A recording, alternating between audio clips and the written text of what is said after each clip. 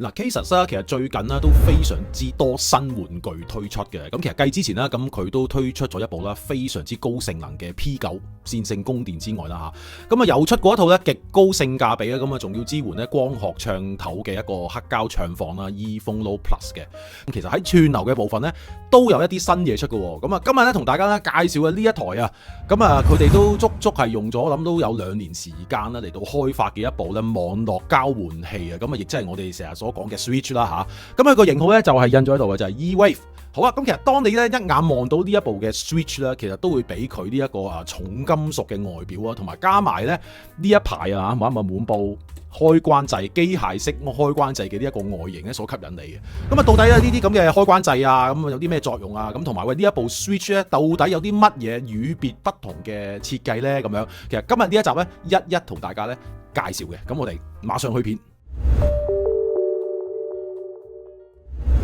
嗱，有關於呢一部 E-Wave 嘅 Switch 啦，咁其實有好多新嘅革命性嘅設計咧，其實係好值得同大家講嘅。而其中一樣嘢就係咧，其實呢一部嘅 E-Wave 啦，咁其實佢內部嘅線路啦、佈局啦，到線路板嘅設計啊，都係嚟自自家研發同埋自家工場去到生產嘅。咁啊，我記得其實好早以前啦，其實剛剛喺市場上咧推出有音響專用嘅 Switch 呢一類嘅產品嗰陣時候啦，咁其實好多時候咧，其實咧都係用咧我哋普通路場買嗰啲家用嘅 Switch 啦，咁啊嚟到進行改裝啊，咁同埋優化嘅。咁但係咧，其實一般家用嘅 Switch 咧，其實好多時咧並唔能夠咧滿足到咧發燒嘅要求㗎。咁我就簡單舉一個例子咧，其實就係話大家其實都知道啦，咁數碼系統其實佢內部啦嚇，佢嘅雜訊嘅干擾其實就無處不在。咁啊只有用到咧獨立分隔咧，先至係可以將呢啲雜訊干擾咧係減到最低。咁啊 Casus 咧就由發用就係話一般我哋家用嘅 Switch 咧，其實各部分嘅功能啦嚇，大部分啦嚇都係整合咧一塊線路板嚟到搞掂晒。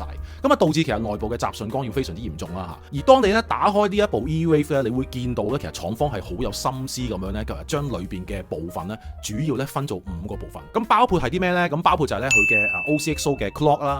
中央處理器啦，咁佢嘅 LAN 嘅 port 1啦嚇，咁啊另外咧 LAN 嘅 port 2去到 port 7啦，咁同埋最後一塊就係叫 MCU 嘅 control block 呢5個部分。嗱，而每一個部分咧其實都有咧一個特別嘅降壓組件，咁將佢咧原本咧 input 嘅12伏 DC 嘅輸入電壓咧，咁啊進行咧降壓，再獨立咁咧分派俾咧呢5個部分使用嘅。咁其實只有呢一個嘅做法啦，先係可以咧徹底咁切斷咧雜訊嘅干擾啦。嗱，呢一種咧獨立供電嘅設計咧，咁喺其他嘅品牌啊，咁同埋同級嘅產品嚟講咧，係比較難揾到咧類似嘅設計。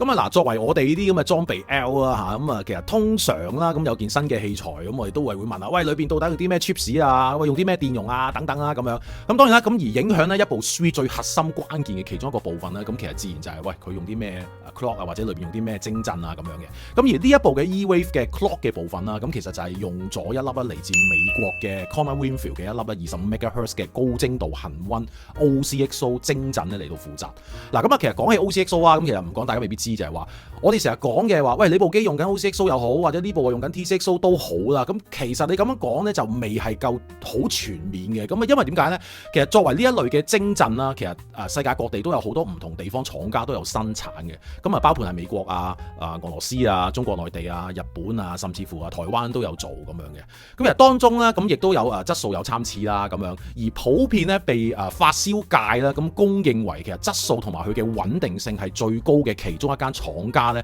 其實就係嚟自美國嘅 Cornell Winfield 呢一間廠啦所出產嘅晶陣。咁其實廠方咧，其實當初咧都有測試過唔同嘅品牌啦、唔同國家生產嘅 OCXO 嘅。咁其實最後亦都係發現咧，其實嚟自美國嘅Cornell Winfield 佢所出產嘅呢一粒 OCXO 嘅晶陣咧，出嚟嘅聲音咧係最有 analog 味道，更加能夠呈現到咧音樂原有嗰種嘅細節同埋音色嘅。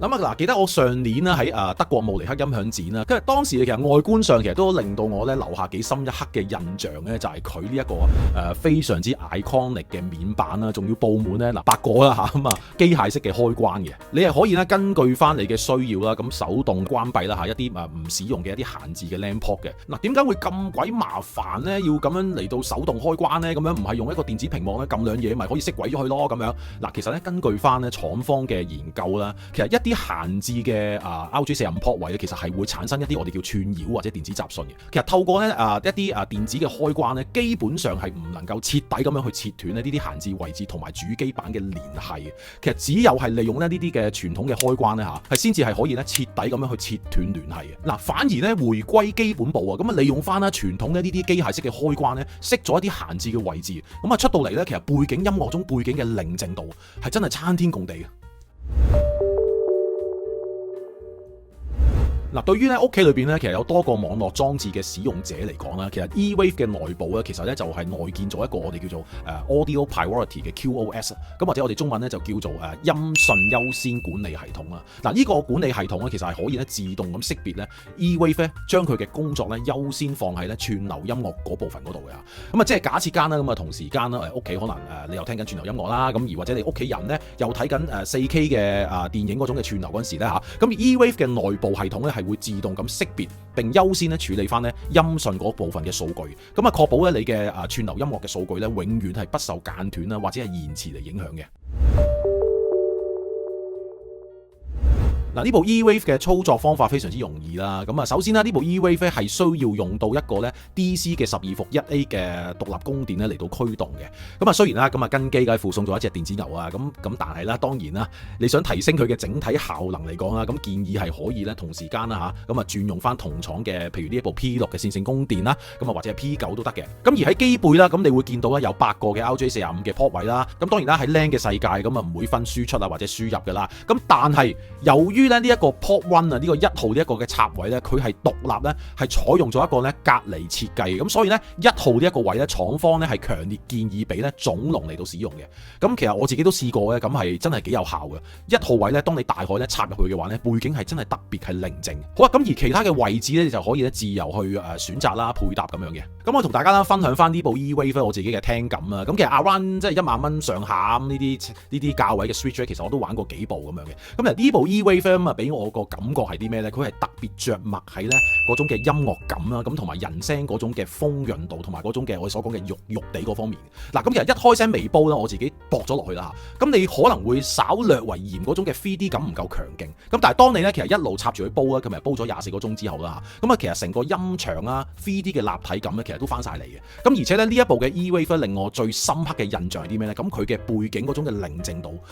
真係可以去到咧嗰種我哋叫寂靜嗰種嘅感覺嘅。咁可能係有賴於咁我就熄晒佢前邊嗰啲係一啲閒置嘅位置咧，咁利用頭先講嘅呢一個機械式開關啦，咁真係非常之有效。咁另外咧 E-Wave 咧對於高頻嘅處理咧係更加平滑順耳啦，咁唔會有嗰種好刻意嗰種嘅數碼銳利嗰種嘅感覺喺度。嗱，如果你覺得咧而家聽緊嘅系統啦個聲音略為有點乾涸啊，聲音硬係好似好生硬啊，欠缺動態等等呢啲問題咧，其實呢部 E-Wave 可能係咧你嘅關鍵解藥嘅。咁而且咧作為咁我哋呢啲咁即係我哋呢啲咁嘅配件 L 啦嚇，咁好中意玩配件嚟到提升效能噶嘛。咁呢部 E-Wave 咧佢嘅好玩嘅地方咧，佢係非常之多咧，係可以咧透過一啲唔同嘅配件咧嚟到去提升佢嘅效能嘅。嗱，咁下一集咧我會再同大家分享咧，咁到底玩邊一啲配件係可以咧再提升呢一部 E-Wave 嘅威力嘅。咁今日嘅分享去到呢度啦。咁如果你中意我呢條片嘅內容，咁記得 like 啦、comment 啦，同埋介紹多啲朋友咧 subscribe 我哋嘅 channel。我哋下一集再見，拜拜。